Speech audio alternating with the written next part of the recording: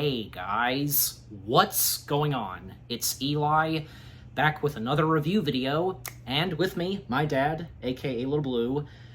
The time has come.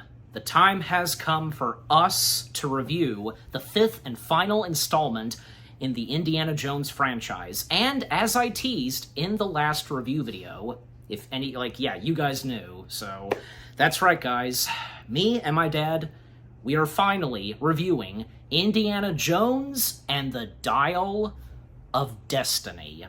And very quickly, I want to give a quick shout out to one of my good friends, Anchorman. He was going to join us reviewing it, and he was even considered to join in reviewing Kingdom of the Crystal Skull, but fortunately, unfortunately couldn't work out, and because of times and such, the clock ran out, that kind of stuff. So it's just, for Dial of Destiny, it's just me and him. So, anyways, first off, and speaking of Kingdom of the Crystal Skull, because I think for everybody, even like Spielberg, Harrison Ford, everybody, after Crystal Skull, everybody thought that was it, right? Yeah, I think so. I think they did. And then a lot of people were shocked when they said, there's going to be another Indiana Jones. It was around the time when Lucasfilm became a part of the Disney family. The next Star Wars movie was happening, and for that matter, the next Star Wars trilogy, which that being the sequel trilogy, and with that, a new Indiana Jones movie was announced. And for me, I thought, what the heck's he going to do? He's done just about everything. I know, and it ended. The fourth movie ended on a pretty good note. It did, and I will say this. I'll make this clear going into this as we talk about this. This is my least favorite Indiana Jones movie. It's so if I seem less than enthusiastic about doing the review, it's because I was less than enthusiastic after I saw the movie, because it had some really good parts in it. Yes, it had some good action. It had some really good action, but then it was like, we find out that he's looked for this Dial of Destiny his whole life. Well, this is the first time it's ever come up in all the Indiana Jones movies. Yeah. You've never heard a reference to the Dial of Destiny. It's like all of a sudden this artifact, he's been searching for this his whole life. Really? the Cup of Christ isn't something? The Ark of the Covenant? Ark, yeah. Finding alien bodies and all that. Or magical rock. Exactly. It's true, so. Exactly. But because when a fifth movie was announced, we were excited, weren't we? Yeah, we were. Yeah, even though, how are they going to do this? Still, it was exciting, and for Harrison Ford to once again step in the famous cap and for fedora and so on. Oh yeah, yeah. And with the whip and all that stuff. He's older now. He's much more of a curmudgeon. I think it's funny when he's in his apartment. Somebody's playing the Beatles. A Beatles song, and he's on the door telling him to turn it down. I know, he's acting like that kind of neighbor. Oh yeah, like a grumpy old man. Yeah, kind of is. All right, but as always, read the description / just the story. I'll take it from here. Archaeologist Indiana Jones races against time to retrieve a legendary artifact that can change the course of history. So, the opening to this movie. Well, actually, first off, the opening logos. Disney, then Paramount, then Lucasfilm. And you know how in the four previous Indiana Jones films, they always open with the Paramount logo, and it dissolves into something that looks like the Paramount logo. Well, it dissolves into something that looks like the mountain. Well, that's what I'm saying. The Paramount logo. That's exactly what I'm saying. But this time in Dial of Destiny, it does it with the Lucasfilm logo. Yes. Yeah, which was kind of cool. Yeah, what did you think on that? Because not the Paramount Mountain, but this time the Lucasfilm logo. I thought it was clever. It was clever, kind of a twist. Yeah. Yeah. And it was nice that Paramount was still involved in the fifth and final Indiana Jones film. Agreed. Yep. In association with Paramount. So, and so it opens with a 21-minute flashback. Yeah. Is that how we can refer? How it's referred to a flashback? It's a flashback back to I guess World War II. Yeah. Well, I think at that point it's the war is about to come to an end. The Nazis have been defeated, and as Indy says to them, and your Fuhrer is hiding. You lost. He is. They did a really good job with the de-aging process. Of course, we have to talk about the de-aging. I think from what I heard, they spent a year a year doing that. Yep. Yeah, it's amazing. And I remember when they were filming this, it was during quarantine. It was Yeah. really interesting. You know, we'd get little pictures of things, and it was really cool to see it. And I was really excited because one of the first pictures I saw was he along with Toby Jones. And, Yeah. I love good Toby old- Jones yeah. as an actor. Toby Jones, he plays he plays like a friend of Indy's, and his character, Basil Shaw, he was a professor at Oxford. Yes. Yeah. So of course a mentioning of Oxford School, and I mean Toby Jones, he's good in anything, and he was good in this. He is. And Helena, his daughter, which is Indy's goddaughter. Helena, played by Phoebe Waller-Bridge. Right, that cons him into going after this thing. And Phoebe Waller-Bridge, she previously was in Solo, a Star Wars story. Yes. As L3. Yes. That one droid with a personality who was like Lando's droid partner. So I can't say enough good things about Mads Mikkelsen. He is Mads Mikkelsen or Mads Mikkelsen. What's wrong with me?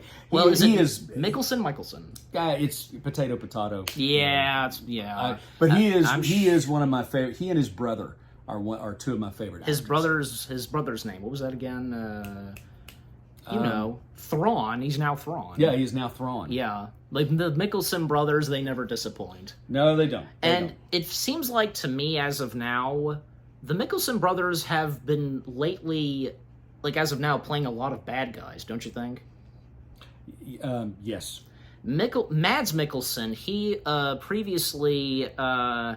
previously in the Fantastic Beasts films, and he was also in Doctor Strange. Right. Yeah. Lars is who we're thinking of. Lars Mikkelsen. Lars Mikkelsen. Right. That's right. Who played Thrawn and has played... voiced and played him in live action. Played the best villain, I think, that... one of the top best villains of Star Wars. He played the best villain of Sherlock. Okay, that too. So. Yes, exactly. Moriarty, is that... Oh, no. He did not play Moriarty. He was... it's been a little while. Moriarty was good. Jim Moriarty, and the actor that played him was amazing in himself. Yeah. But Lars Mikkelsen played Charles Augustus Magnuson. I was trying to think of his character's name, and he was just cold-hearted, brutal. Yeah. He literally thought he could own people. Yeah. If you ever watch that episode of Sherlock, it's really good. Absolutely. But anyway, back to this.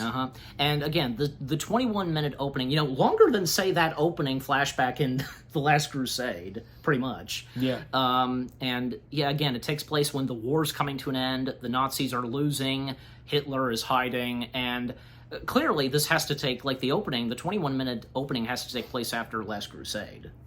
Exactly. And before Kingdom of the Crystal Skull. Yes. And, aside from them doing a fantastic job with the de-aging, his voice. What do you have to say on that? I thought his voice sounded fine. I mean, Yeah. he was a little, as he got older, his voice had, was a little rougher, but... Maybe because, and my mom pointed this out to me, it's a guess, probably, Indy's voice in that 21-minute opening, maybe his vocal cords were just, kind of gave out or something. I don't know.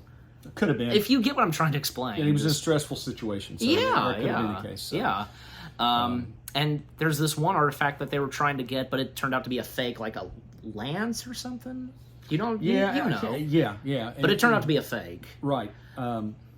Exactly. But the most important artifact, even for Basil, is of course a piece of the Dial of Destiny made by Archimedes. Archimedes, thank you. Yeah. Again, that 21-minute opening was fantastic with some CGI in there, and you heard the Wilhelm scream, did you? Oh, yeah. Yeah. Very clearly. How can you not recognize the Wilhelm scream? Exactly. Yeah. It wouldn't be the same without having the Wilhelm scream in Indiana Jones, and Star Wars for that matter. But some of the Nazi characters in this, again, because from Mads Mikkelsen's character, which being where was he again? Where was Mads Mikkelsen again? Mads Mikkelsen there was he is, yeah. Dr. Voller. Voller. There was also Clabber, played by Boyd Holbrook. Right. Yes. golly, he was a handful in this. Like, yeah, he was. There was also like big tough guy. How's that the name? Hawk. Yeah, played by Oliver Richards. And Oliver Richards. yeah, so yeah, but to finish off that 21-minute opening, because you know, they get the piece of the Dial of Destiny. The Nazis are defeated on the train, and well, we cut to present time in the movie setting, 1969, and 1969, like so much happened that year. Yeah. Everybody I can't help it, but it's true. Like, the Manson killings, there was the day we made it to the moon. Star Trek, the original series, came to an end, and over at Disneyland, the mansion, that mysterious mansion, finally opened. Just so much that happened in 1969. Yeah. And of course, again, the biggest one that I just mentioned, the day we went to the moon. Yeah. And of course, that happening, at the start of this movie, and where Indy resides at, like, where does he reside at? Do you remember? Because during in this movie, I can't remember exactly what city. He's no longer a teacher at Oxford School, for one thing. He's in New York, is he not? Maybe, I don't know. But everybody's just going crazy about the thing of the moon landing. And he's still Indy's still trying to do his best teaching, but nobody is paying attention. They're more focused on the whole thing of the moon landing. Yep. Yeah. And of course, with the introduction of Helena, again played by Phoebe Waller-Bridge, and she just graduated archaeology. And for Indy, well, he's retiring. Yeah. But also, we do find out at first, until we get more detail from Indy himself, like, he's going through a divorce. Him and Marion. And there's good reason why. There's good reason why. We learn that Mutt went to as a kind of rebellion against his dad. Yeah, he did it to piss his old man off. He went to Vietnam. He volunteered and went to Vietnam and got killed in action. And that caused a rift between Marion and Indy. Yeah. It did. Yeah, it destroyed their marriage because over the loss of their son. Yeah, and hey, it was nice that in Dial of Destiny, they do pay good tribute to Mutt. Yeah, I agree with that. And very, very sad, I mean, come on, Mutt was not, a bad character in Kingdom of the Crystal Skull. And like you pointed out when we reviewed Kingdom of the Crystal Skull, Mutt had a lot of his father's mannerisms. He did. Yeah. He did. There were a lot of things that to me that was good casting to have brought him in as Shia LaBeouf as Mutt. Shia LaBeouf as Indy's son. Mm-hmm. At first I was like, I don't know about this, and then the more I thought about it and thought about his mannerisms in Transformers, where we knew him from, I started thinking. Yeah, because he did Transformers a year before Kingdom of the Crystal Skull. I thought, what? So. Anyway, yeah. Good casting. And I think for a little while, I think a lot of us were wondering, well, is Shia LaBeouf going to come back as Mutt Williams? But then they later confirmed that, well, Mutt will be mentioned, but they wrote Mutt in the fifth film is they just have him be killed. Yep. Yeah. So, but yeah, and so again, Indy's retiring. However, Indy and Helena, especially Helena, they're being followed. Yes. Yeah.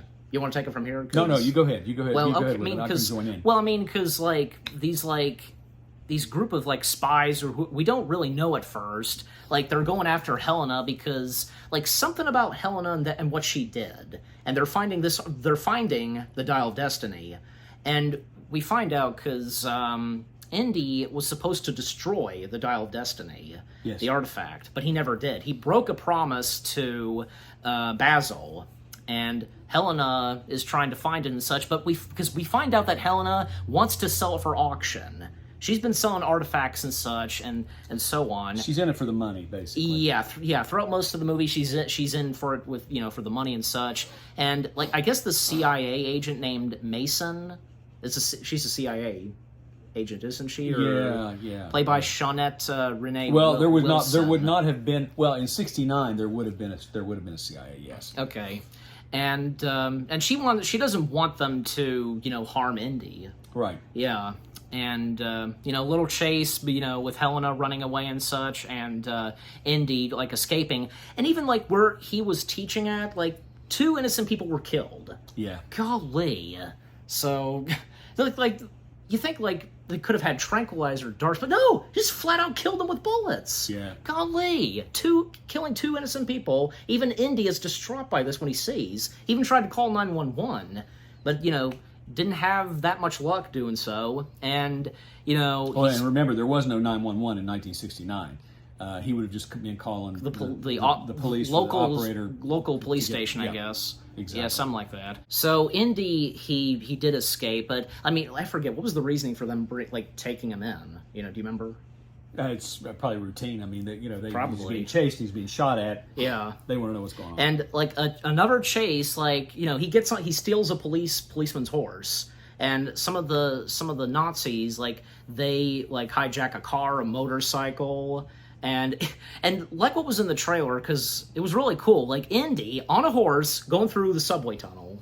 Yeah, exactly, and that was really cool. That was I like that sequence, that action sequence. That was pretty cool. And with John Williams' score, Yep. because and that's another thing we of course have to mention John Williams once again. You can never go wrong with him. Exactly, he never disappoints. And I also loved how he reprised some pieces of music from the first 4 Indiana Jones films. Yep, exactly.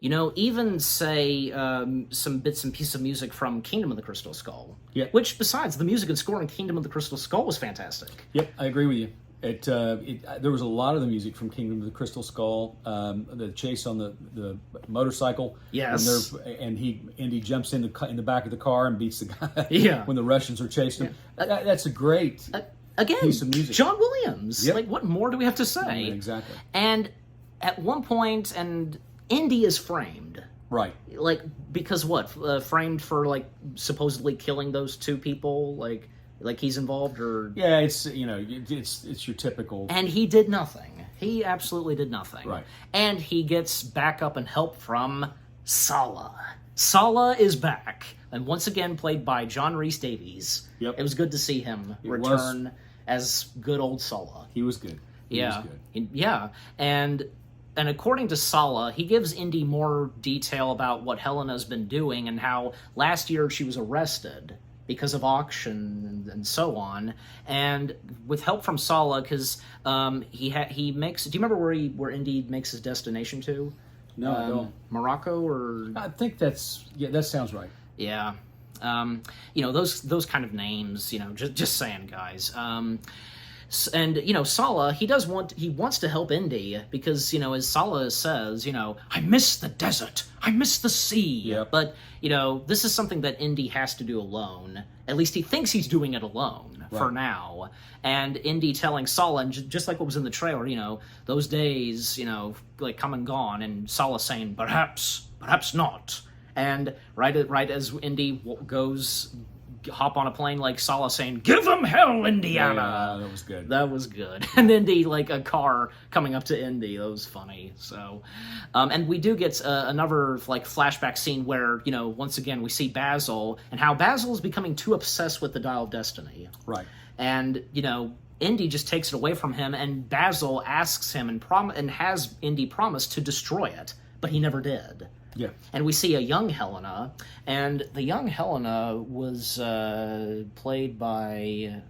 See if you could spot her too. Because good golly, we may have gone by. We may have, as always. As always, we have the tablet and of course IMDb. But there she is. Holly Lawton. Yeah.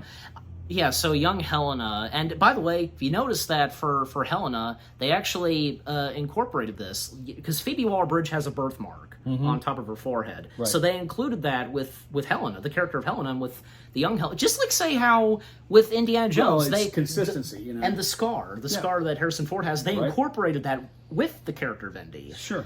Yeah, so that reminds me of that. So that's really cool.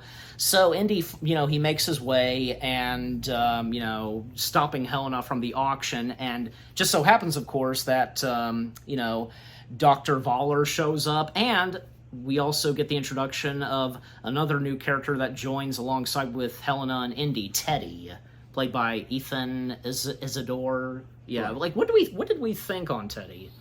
I don't know. I mean, just trying to the specifics of his character, the dynamics. Yeah. Go ahead. Yeah, well, I mean, Teddy didn't bother me, but I don't know, because how some people felt about Teddy and Helena, but in my opinion, because they never bothered me, so Yeah, I guess me either. It wasn't a volatile type reaction that I had. When I saw it, it wasn't anything.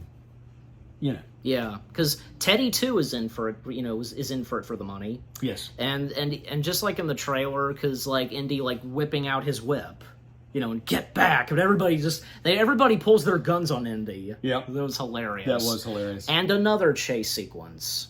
Yep. It turns out like apparently because we see Helena's ex-fiance, Yep. and like just trying to like have Helena like take things easily, or he's gonna like execute Helena, and that whole chase sequence, and like they're going after the Nazis because they have the piece of the dial, while Helena's fiance is after her as well. Mm-hmm.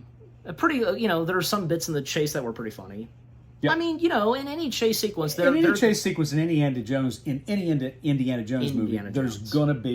gonna be some slapstick. Yes. There's gonna be some comedy. and if it's always, and it has to be done in the right way. I agree. Yeah.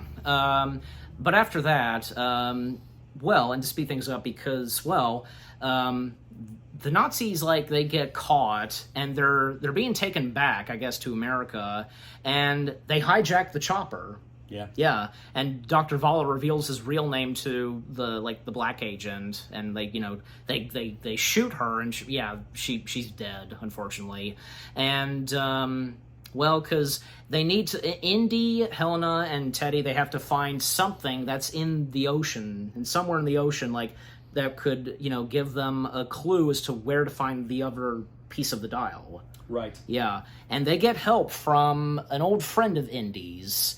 And that being Antonio Banderas. Ronaldo. Yeah, as you said, played by Antonio Banderas. Antonio Banderas. Us trying to do an impression of Antonio. Right. So, it was great to see Antonio be a part of the Indiana Jones franchise. And he had to get shot. Yeah, I know. I mean, he's not there for the whole movie. Oh, he's not there hardly at all. I mean, fact- he's there like flash in a pan. He's there like in 3 or 4 scenes, and that's it, and he's done. and I'm his- like, seriously? And his character happens to be, a very close friend of Indy's, whom we did not know, but I don't think it really matters.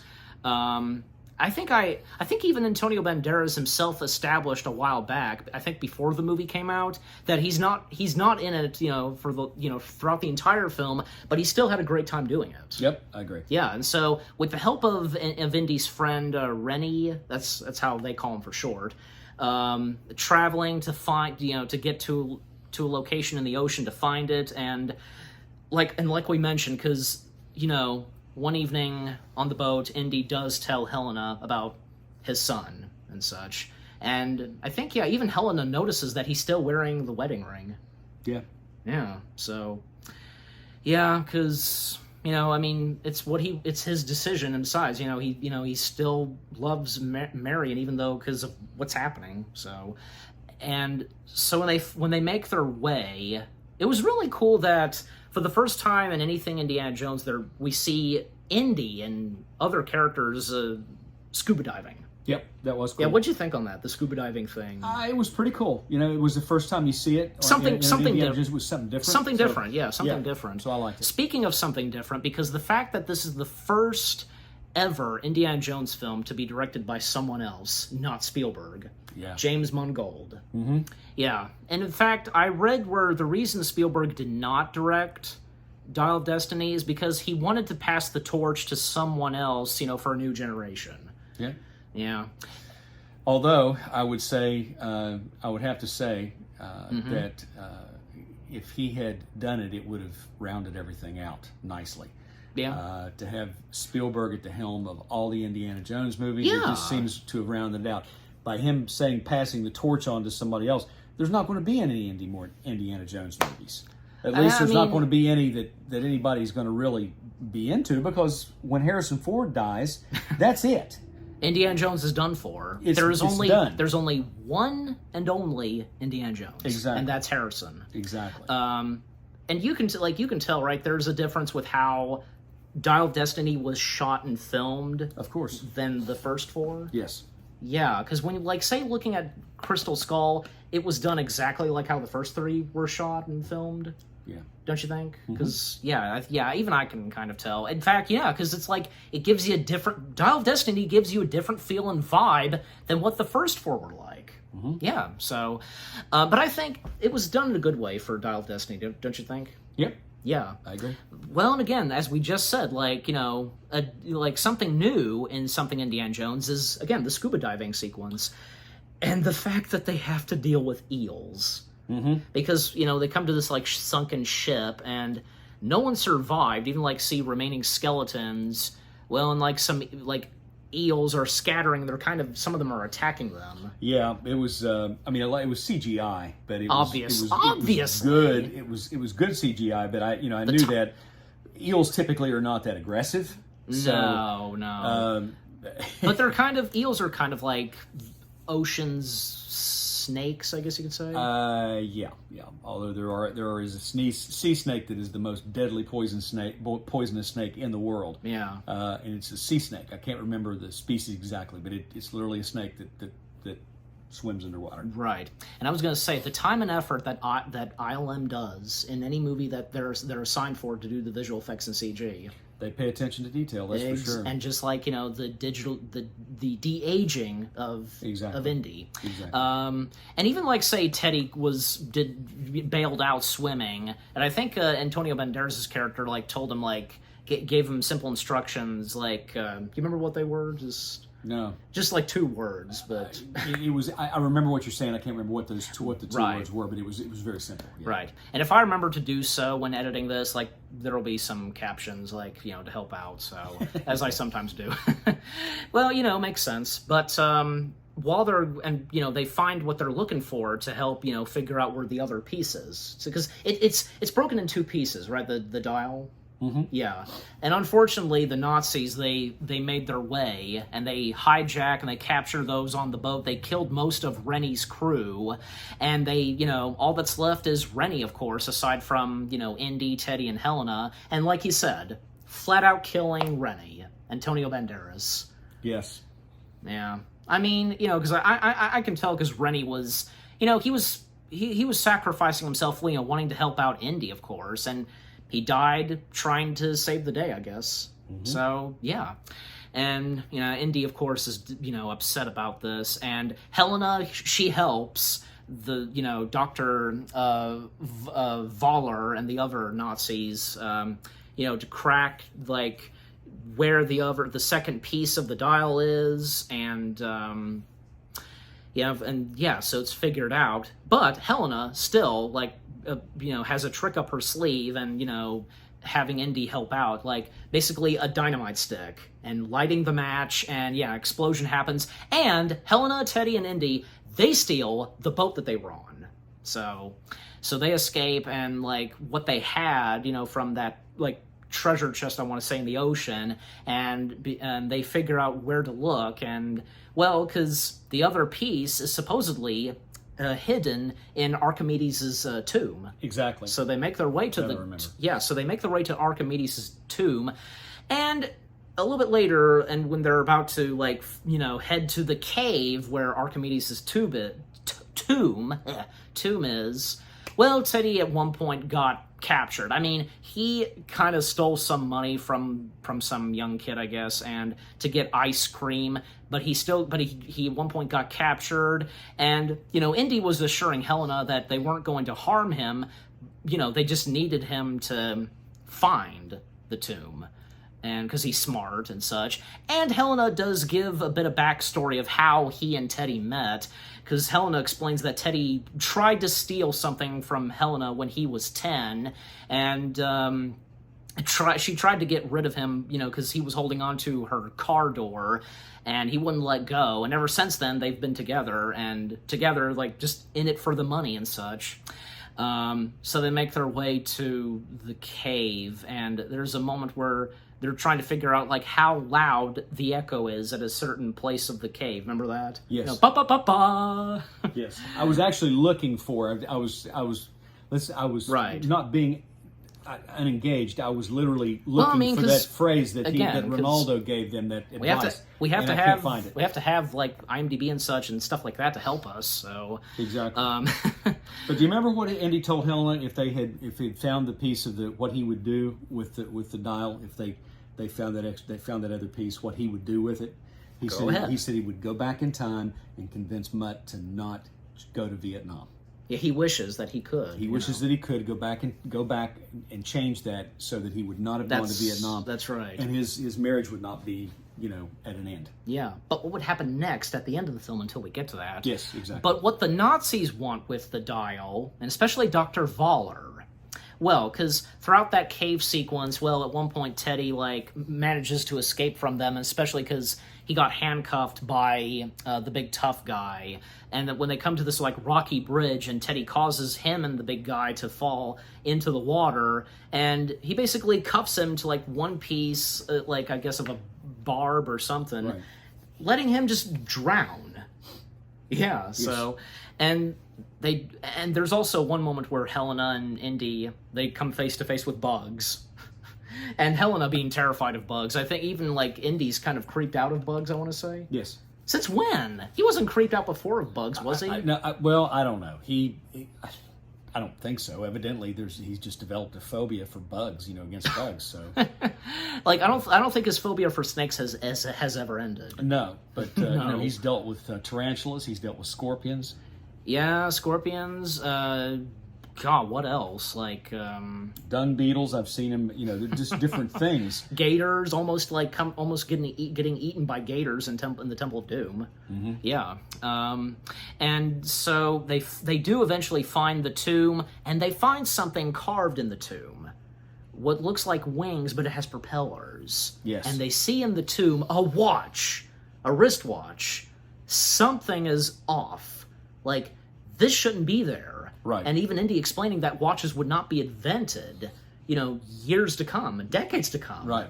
Yeah, and Dr. Voller... Hundreds of years to come. Yeah, and Dr. Voller, the Nazis showing up and, putting the pieces together, the full piece of the dial together. Even Teddy, showing up, he, jumps on Dr. Voller. Indy grabs a gun. But even at one point, Indy got shot. Golly, first off, there was no way, of course, they were going to kill off Indy. No. They even made that clear way before the movie came out. Yeah, because people wouldn't have gone and seen it if they'd known he was going to die. Exactly. Yeah. Very different from say how Han Solo being killed. Yeah, exactly. Yeah.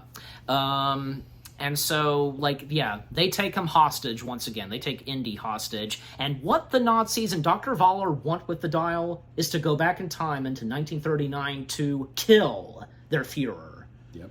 Yeah, because Dr. Voller wants to, take over or rule, I want to say?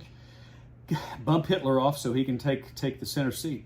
Exactly. And even Indy questioning, what kind of Nazi kills its Fuhrer? Yeah.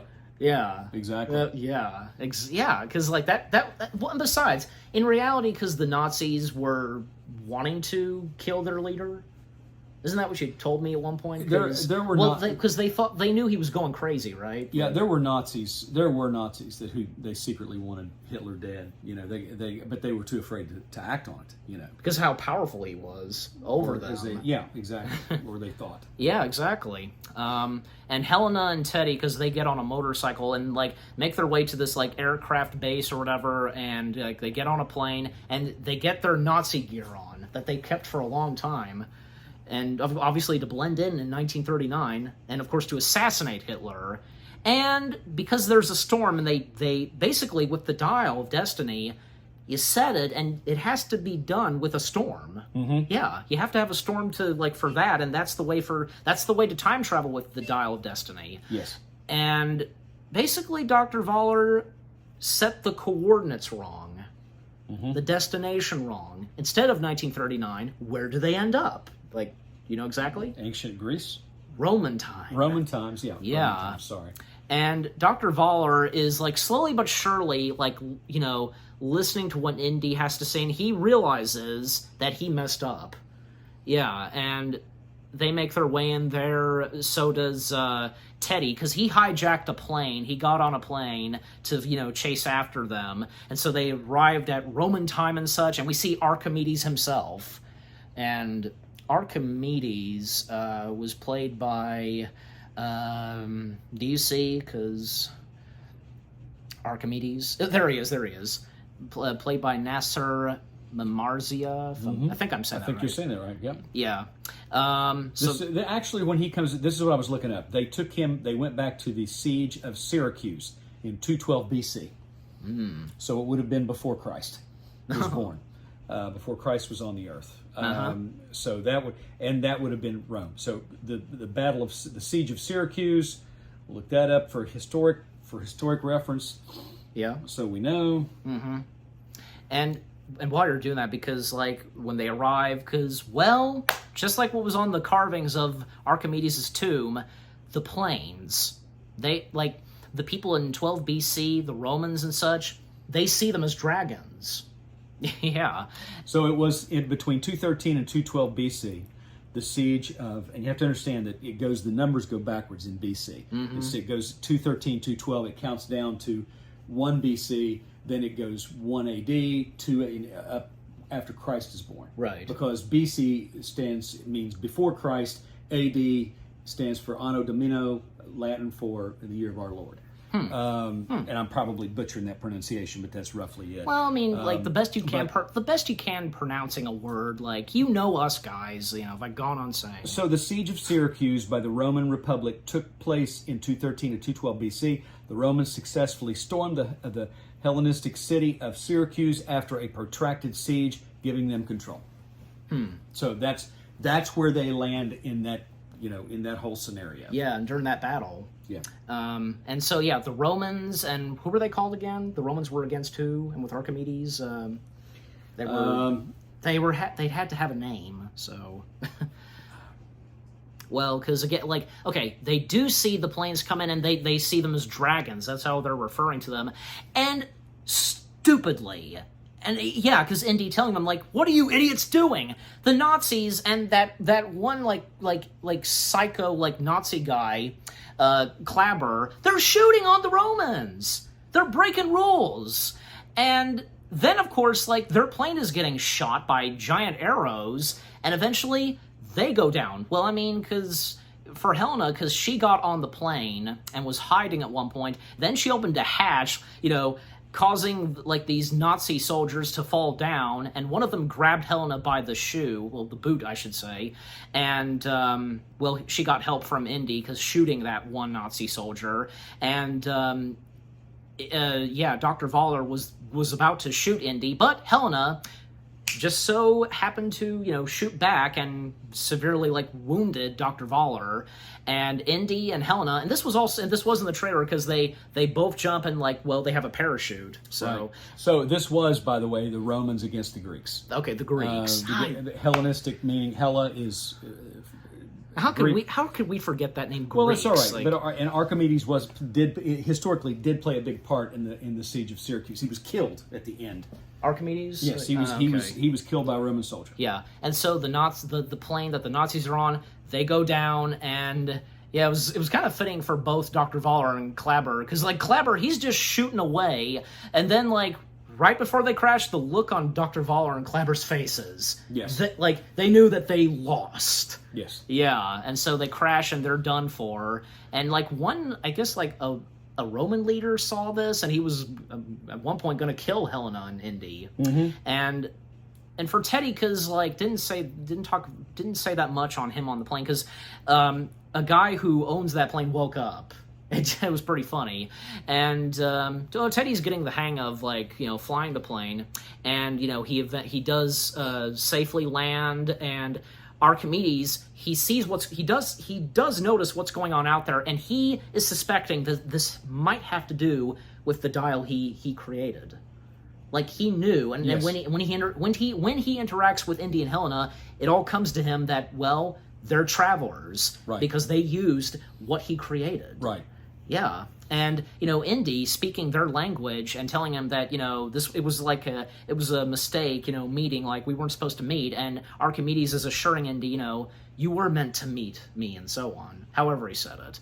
And at one point, well, Indy, because him being still wounded, he wants to stay. He wants to stay in that time. Yeah, that shocked me. That did shock me. Oh, it did? It did shock me. And I actually thought for a minute that he was going to stay. But Helena knocked him out. She cold-cocked him, knocked him out. And I think made him go back. by that point, Helena and Teddy, they changed their ways. Yeah. Yeah, and especially like how much Helena cares for, her godfather. Because that's the thing. Indy is Helena's godfather. Exactly. And he nicknamed Helena Wombat. Yes, I remember that. Can't forget to mention that, because he sometimes calls Helena Wombat, and so yeah, because he wants to stay, but Helena, like, she's not having it, and it was pretty funny. I remember when we saw this in theaters, we did laugh because she knocks him out. Yes. Yeah, and the epilogue, because he's back in his apartment building. And there's a reason, because, for why he has to be in his rightful place is, the time he's supposed to be in. Yes. Because of Marion. Because we finally see Marion, once again played by Karen Allen. Yes. I find it funny because there are some movies, like I can think of, say, The Force Awakens. Mark Hamill is in the top cast, and he shows up in The Force Awakens at the very end. The same goes for Marion, Karen Allen. Exactly. Like, do you have anything to say on that? No, I thought it was neat that she made a cameo at the end. Yeah. And it kind of tied everything together well. I also remember hearing later on, after the movie was out, that Karen Allen was, I guess, not happy with how she appeared in Dial of Destiny, but I don't know. I think Marion's appearance in Dial of Destiny worked. Yeah, I do too. Yeah, in a good way, of course. I mean, she was a central character in Kingdom of the Crystal Skull, for heaven's sake. I mean, she was as central in that as she was, probably more so than she was in, The Last Crusade, or the Raiders of the Lost Ark. Yeah, sorry. Well, and the fact that Marion didn't show up in Crystal Skull like an hour into the movie. Yeah, exactly. Yeah. So she and Teddy walk in. They just got groceries, and apparently, because for a little while, Indy didn't have that much food. Right. I guess he was that depressed, I guess. I don't know. Yeah. And Sala, once again, shows up. And it was pretty funny, because was it his grandkids? Or who were... it was his grandkids. Yeah. They'd have to be. Yeah. Because we do hear him talking about, like, the story of when he married Indy, because... he's talking about the events of Raiders. Again, we hear him talking about when Marion and Indy, they're running away and explosions happen. Right. Because of that plane sequence. He takes them out for ice cream. Well, here's the thing, because Teddy and Marion, when they got groceries, they got ice cream. But then Helena recommends that all of them get ice cream. Mm-hmm. So, yeah, and Teddy just but we just got ice cream. And, I think Sala's saying, can't have too much ice cream or something like that. Exactly. And also, to leave Marion and Indy to themselves, Exactly. And it was a very touching moment because, Marion, of course, was told that Indy came back. And thus they're back together. And it was a nice and very touching scene where, it hurts here. A call back to, that one scene in Raiders. And, again, they're back together, share a kiss, and we see... Sala, his grandkids, Helena and Teddy make their way to ice cream. And it's funny, they're saying, ice cream, you scream. Mm-hmm. And one last shot of seeing Indy's cap/fedora. Is it fedora cap? Fedora, thank you. It's hanging, I guess, being dried. And Indy grabs it. He's not done. He's not done. Sure. No. And that was a nice way to end the film. It was. And jumping back to, with Dial of Destiny and with, how it's different compared to the first four, the feel and vibe, how the end credits were done. Not like how it was done the first four. Because... Yeah, I'm trying to remember specifically how that was. What, in the first four? No, yeah. Oh, in Dial of Destiny, it's just regular credits, black and black screen and with the words. But if you remember how the end credits were done the first four. Exactly. There was scenery, there was still action going on. Still movement. Exactly. Yeah. And also, it wouldn't be the same without having, that, montage of them traveling by map, because of the red dot. Sure. Yeah. It's in this, but it was done differently. Yeah. Yeah. But yeah, overall, Indiana Jones and the Dial of Destiny. What are the last and final things we have to say on this? A lot of good action in it. It was my least favorite of all the Indiana Jones movies, but I thought it rounded everything out nicely. Yeah. It was a neat concept using this Dial of Destiny to go back in time. He faces Archimedes. That's pretty cool. So there was a really cool concept behind it, and the acting was good, but for me, it landed on me a little differently. It was just not one of my favorites. It's your least favorite. It's my least favorite. Would it be? I don't know. I meant to ask. Would it be right there? I guess next to Temple of Doom. Yes. Okay. Yes, it would be. It would Yeah, be. but like you said, you think that this ends pretty well, wrapping up the entire franchise. It did. It ended very well, I thought. Yeah. It may not be the best Indiana Jones movie, but for us and for anybody else, and anybody who's into the Indiana Jones films, and any hardcore indie fans, anybody, we thought it was good and we enjoyed it. So how do you rank it? Well, do you want to start? I usually go on a scale of 1 to 10, right? Like 1 to 5, or no, 1 to 10. I always go. No, wait a minute. I do 1 to 10 stars. I do 5 stars. I do 1 through. So I'm going to give it. I got to give it 2.5. 2.5. 2.5 stars. Yeah. All right.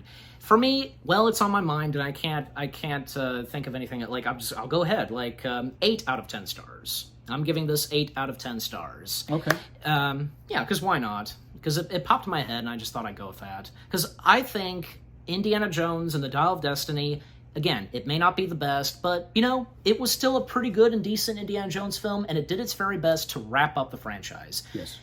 I can't forget to mention, it was nice to see that George Lucas came back, and he was executive producer alongside with Spielberg. And of course, Spielberg, being an executive producer, of course he has to have some involvement in this. Right. Yeah. And again, John Williams' score, everything about this movie, what more do we have to say? The 5th and final Indiana Jones movie, Dial of Destiny. Again, it may not be the best, but it was still enjoyable, and it did its very best to wrap up the franchise, for sure. Yep. So what about you guys? What did you think of the Dial of Destiny itself? Did any of you, like us, thought this was pretty good, and it did its very best to wrap up the franchise? And, did some of you thought it was just let us know. And what did you think of me and my dad's review? Leave comments and give this review video a like, as always. And any last words? I must be off. He says that for me. We hope you enjoyed our review of Dial of Destiny. Thank you very much for watching. More review videos are on the way. They're going to be awesome. Keep looking forward. And we'll see you guys in the next video/review. Take care, and, well, tip of the hat to the Indiana Jones franchise. Thank you for the memories. Take care, and peace out.